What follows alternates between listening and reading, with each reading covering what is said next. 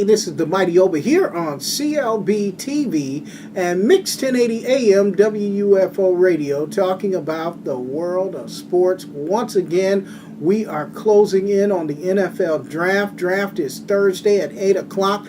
Buffalo Bills had the 8th overall pick, and I think at this time, this is my last draft prognostication before the draft. I think the Buffalo Bills need to go offensive line in the first round. I think they have a depleted group of offensive linemen, especially on the interior part of the line. I think of their 6 picks, 3 of them need to be the offensive line. I mean, this is just an area that you cannot afford to go into a season this thin. I think Buddy Nix has not done what he needs to do to strengthen the core of this team, and that is the offensive line. I think he's done a very poor job over the last few years of strengthening the offensive line, and he has re-signed people that are not really productive. Craig Urbick and Eric Pierce are not productive. Chris Harrison has played okay when he's been on the field, but he has an injury bug. And that is my problem with the Buffalo Bills. I think they need to try to take at least 2 to 3 offensive linemen in this draft, especially on the interior part of the line. The center and guard positions are extremely weak. You need a linebacker on defense. You need a cornerback on defense.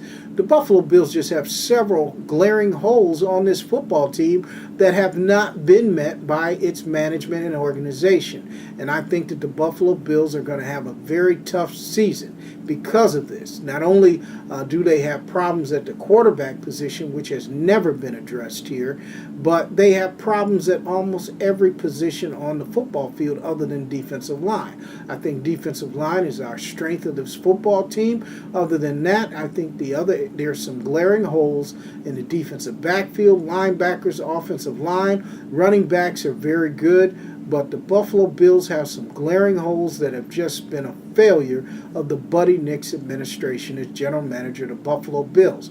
It is my belief that Buddy Nix should have been fired right along with Chan Gailey. He has done an abysmal job of building this football team, and I think he also did a poor job of selecting a head coach, and this could come back to haunt the Buffalo Bills this year. But getting all that said, let us hope for the best, and I think the best thing for the Buffalo Bills to do in this particular draft is to draft Chance Warmack or Jonathan Cooper out of North Carolina. These guys are potential starters day one, and to me, if your first-round draft choice is not a starter, to me he's a bust. So in looking at that, that's why I believe that Chance Warmack and Jonathan Cooper are your 2 best bets at the number 8 position. In the second round is a wild card.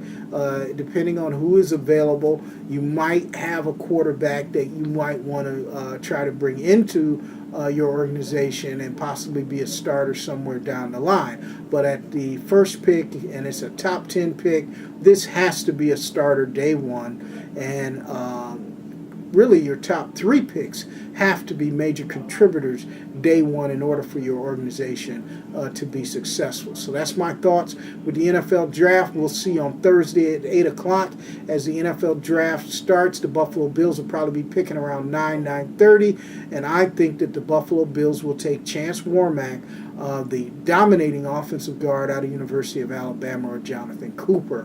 One of those 2 will be the first pick of the Buffalo Bills this year. If that does not happen, once again, Buddy Nix will surprise us all with his bad picking in the draft. The guy's been an absolute disaster since he has been the general manager of the Buffalo Bills. That's all for us here on clbTV. We'll see you next week right here on clbTV. We wear this shirt in honor of my nephew. His favorite team was the Pittsburgh Steelers, who always do well in the draft. We'll see you next week.